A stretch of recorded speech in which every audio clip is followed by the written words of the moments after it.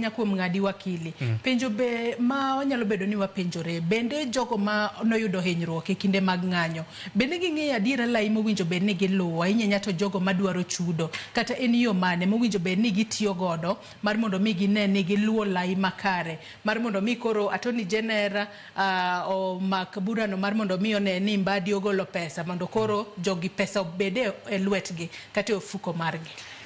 Koro kadhi ka weche court to idwaro ni bed gi evidence ni in gi gimoro ni P3 kata ka ng'ati nonegi to in gi postmortem, ma bende postmortem no dwarore ni kik iwe mondo timre kende ka onge ng'ama ochung'ni.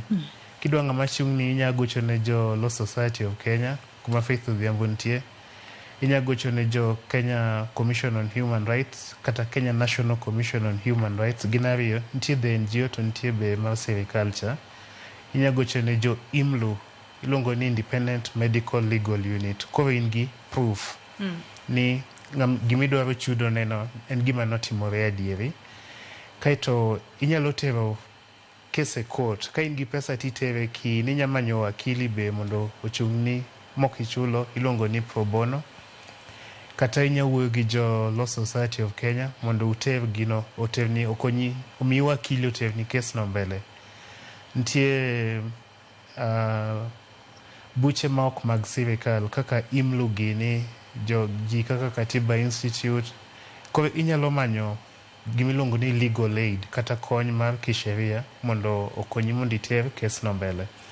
Nawacho mbele kacha ni nitie case mane jo Azimio otero e court mondo ochul ji 175 manohinyore 2023 ka gine ng'anyo mane Raila oluongo.